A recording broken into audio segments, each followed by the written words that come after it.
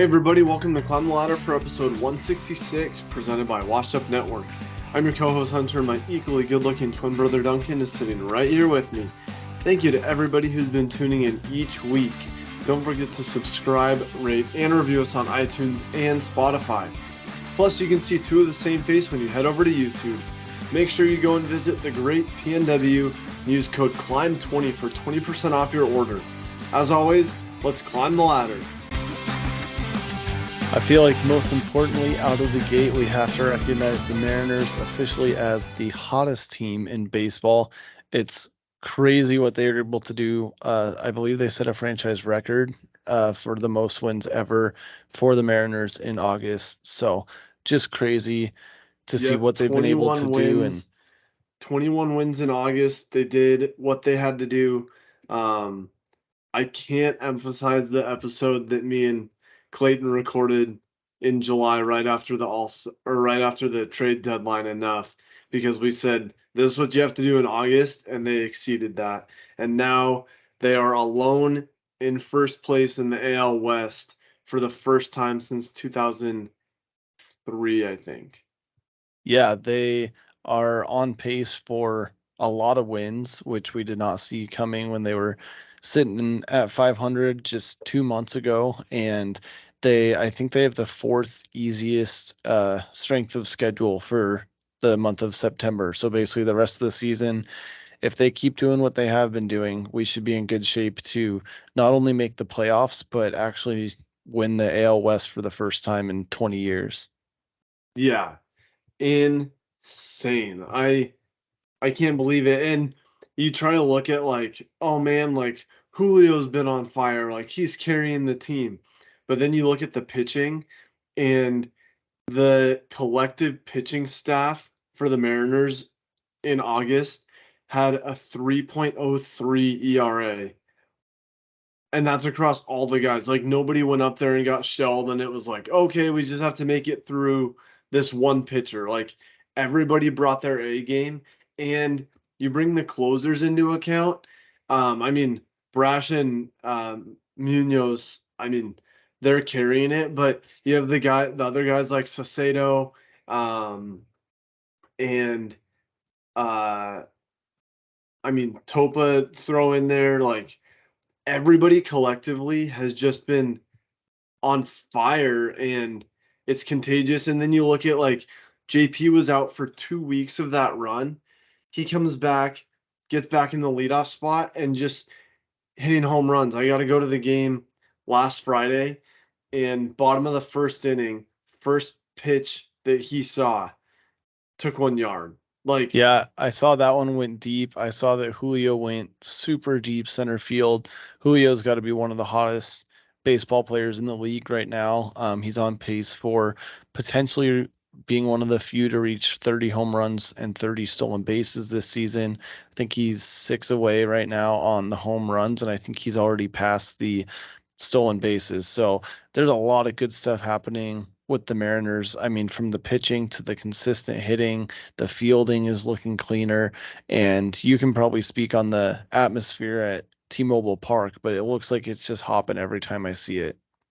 oh yeah, on fire. I mean, it was for a Friday night game, it was their first game of the homestand after that 10-game road trip that they went 8-2 on last week. Um, I mean, it was almost packed. Like it was loud enough as if it was packed. The pen was full, the bleachers were full, the nosebleeds were almost full all the way around. So yeah, the atmosphere is there for sure. Yeah, well, we're excited for today's episode. Not only are the Mariners on a roll and we're excited, but the Seahawks also start next weekend, and college football fires up this weekend. It actually already started. We are recording just a quick one today on Friday, but we actually had 11 games, college football games last night. We've got 6 more today, and then, of course, Saturday is bringing dozens and dozens of games. But the one that we're most excited about is one that Hunter will be at. It's our alma mater, Boise State, taking on the University of Washington, number 10 ranked Washington at Husky Stadium. and I'm sure the Broncos are going to travel well. But what do you think? Predictions? What's it going to be like being at that game? And do the Broncos have a chance? Yeah, I mean, taking on a dangerous Penix Jr. led team, final year in the Pac-12. Um, I mean, most people know we've been Huskies our whole life until we got to go rep the blue and orange and became Broncos fans. I actually had a memory um, 9 years ago today, or maybe it was 10 years ago, 9 years, I think. We were at the first game in Husky Stadium after the renovation. And the Huskies took that one against the Broncos. And then we got to see a year later in 2015, the Broncos host the Huskies for Coach Pete's first trip back to Boise. And the Broncos got that one. So in the last 10 years, we've split it with them 1-1. And going into this weekend, week one of college football, the Huskies are the number 10 team in the country, and I think the Broncos have a shot. If anybody didn't see, they are wearing the all whites. And before they announced it this week on Twitter, I told Duncan maybe 2 weeks ago, I was like, dude, I hope that they wear the all whites. Because, like, a common road uni is, I think, blue helmets, white jersey, blue pants.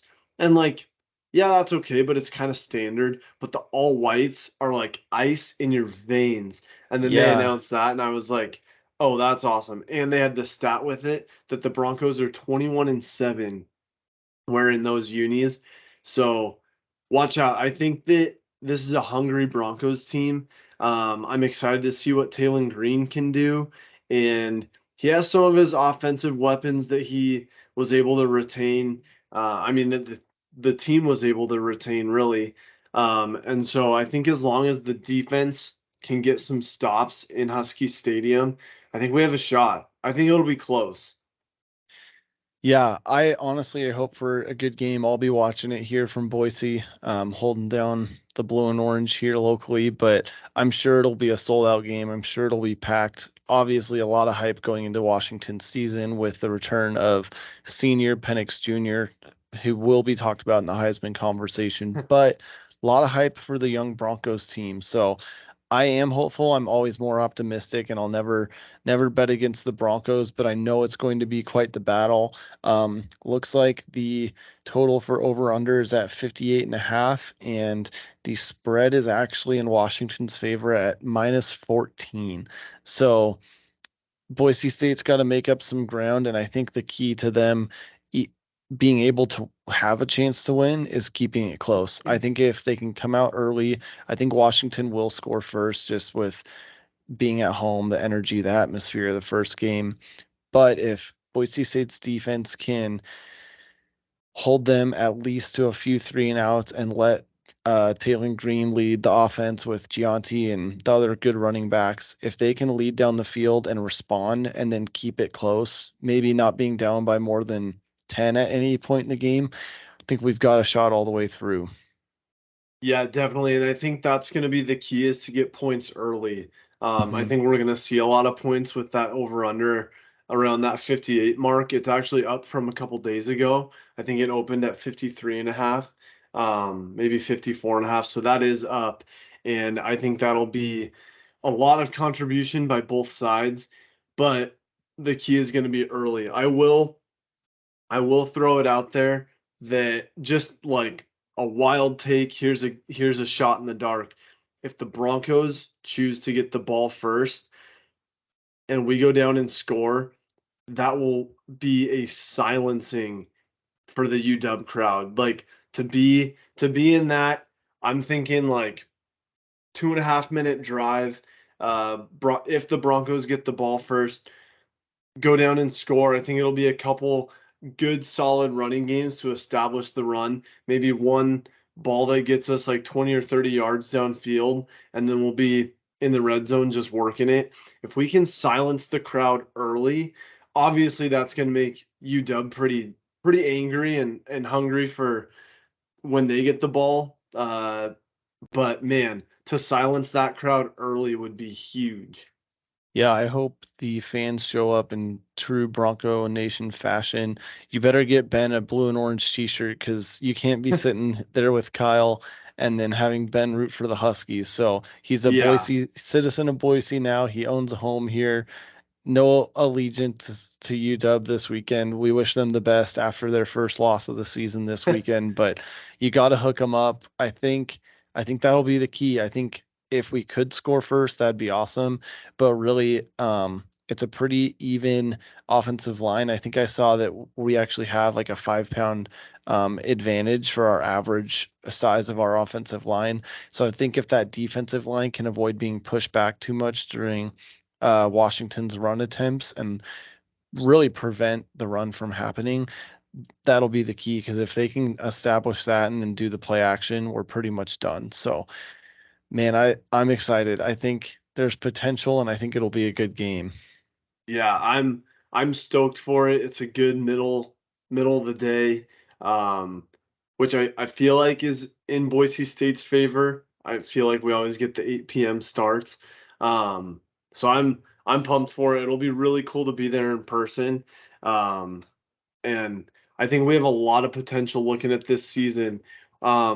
We should give a quick just schedule preview, at least for the first part of the season here, because we open this one on the road in Seattle, and then we host two non-conference back-to-back with UCF, which is going to be a big game, and then North Dakota, which hopefully, I mean, that'll be a fun one. Morning, it's a 10 a.m. Mountain Time start. That'll be fun for the people. I know, I mean, tomorrow, this one at UW is it's early. It's a noon kickoff, but a 9 a.m. or 10 a.m. That's pretty cool. And then we get into conference play, opening up against San Diego State. And I think that we really need to get that one. That could be a potential battle pretty early on, but man, I have faith in this team. Yeah, I think if we could definitely talk or take on San Diego, I think that that would be a big one. And hopefully Mandy and I will be at the North Dakota game, going to try to sneak to one before the baby comes, and then maybe hit Air Force to wrap up the season. But it's always good. It's always fun to be there in person. But I think just got to take care of business, what's in front of us. The game tomorrow's going to be huge. So I know that one's on my radar. Any others that you've got on opening day of college football tomorrow? I guess opening Saturday, really. But I pulled up the schedule and trying to see if we've got any, close ranked games. Unfortunately, a lot of these are typically kind of blowout matchups. Um, but I think there's always bound to be a handful of good ones in there. Looks like we've got a North Carolina, South Carolina matchup. So that's a good one. Looks like Idaho State's headed to San Diego State, so that should be a little bit of a blowout for the Bengals. Yeah, I Um, was gonna say, um, just right off the bat, one of the early games tomorrow is Colorado at TCU. yes, And that's a highly anticipated game there's a with lot of Dion. buzz around the Buffs right now with Dion coach team. And I mean, TCU's great, uh, but we'll see what kind of caliber football they come out of the gates with, especially after the run last year. And I think Dion has a lot to prove with that program, who was really good and then was not. They were actually very bad. So coming into this season, yeah, like you said, the anticipation I think will be huge. Yeah, I think the biggest one of the entire weekend has to be the Sunday evening matchup with LSU taking on Florida State in Orlando. That is going to be quite the game. LSU at 5, Florida State at 8. That's the only top 10 matchup. That actually might be the only top 25 matchup where both teams are ranked. Yeah. So that one's sure to be tuned into by pretty much everyone the last Sunday without NFL and especially being um, Labor Day weekend. That's going to be a fun one to watch. And I bet it'll be close because Florida State and LSU had kind of a resurgence at the end of last season. So that's sure to be a tough matchup all the way through. Yeah, I remember LSU playing last year, had a heartbreak opener. I believe it was against Florida State on that Sunday night of Labor Day weekend. So a lot of anticipation there. Um, and yeah, that'll be a good matchup. I think I mean between LSU, Bama, and Georgia, obviously this is nothing new to anybody, but it's going to be a tight race in the SEC also for this final year of the four-team college football playoff before it expands to 12. Yeah, I think you're right. Speaking of changes, it just got announced today, breaking news that Stanford and Cal are leaving the Pac-12 to join SMU as they join the ACC conference. So that's the one that Clemson and Florida State and a bunch of them are in over on the East Coast. So that leaves, if you're counting, that leaves a Pac-2 with Oregon State and Washington State. So if you missed it a few weeks ago, Hunter and I had spent like a half hour talking up all the scenarios. This has been a what if, and I honestly thought since it took so long, it wasn't going to happen. But I think we'll spend next week talking about the what ifs with the Mountain West and Washington State and Oregon State and maybe some other schools to see what might happen from here. Yeah. I think I have a fun new segment for this football season, and it'll be something along the lines of what's the cheapest game I could go see in the country. And as I look through this list, if anybody is in College Park, Maryland this weekend, they have tickets for as low as $2. Wow, what's the matchup there? That is Towson at Maryland. All right. That's I bet that North Dakota Boise State one will be fairly low, although Boise State's Yeah. getting more expensive. But yeah, I like There it. are there's a handful of under $10, which would be kind of a fun way to do it. Like, hey, I'm going to be in this part of the country on a work trip or visiting Mhm. family. Like, pull it up on ESPN or wherever and say, hey, what's the cheapest, or to fly to these places or drive to surrounding states. Like, here's one at Mississippi State. Southeast Louisiana is gonna visit there in Starkville, Mississippi. You can go there for $3. Wow. Yeah, So stay kind of tuned fun. each week, whether it's NFL or it'll probably be college, but we'll do a Yeah, little cheapest seat segment for everybody gotta at the love end. that about college football. Yeah, college football's pure, it's fun, and I'm excited for the weekend ahead. So Here's a quick a fun potential future Mountain West matchup is Washington State at Colorado State this weekend. nice. That might tell us if Colorado State can hang, we might as well just adopt Wazoo and OSU right now. Yeah, especially hosting that one in Fort Collins. Hmm, But yeah, you heard it it's a here big one. first. The future Mountain West, and I believe both. Well, that would probably be a Mountain versus a West matchup Mm-hmm. if you think That about would be. Yeah, you'd probably add both of them to the West and maybe bring one of the West schools over to the Mountain. But we'll Yeah, worry about that when that gets finalized. yeah. Well, going with it still. Um, Man, excited for this college football weekend. Hope everybody has a safe Labor Day. Dunk, what do you got on the docket for Labor Day weekend before we get off of this thing? Hopefully, people can tune into this episode 166 when they're traveling somewhere for Labor Day. Yeah, we've got a wedding coming up, so excited to have some festivities on Sunday and spend the weekend celebrating. Well, Dunk, we'll get out of here and let the people on have a safe weekend. Thanks for tuning in to episode 166. And as always, It's climb the on the ladder. ladder.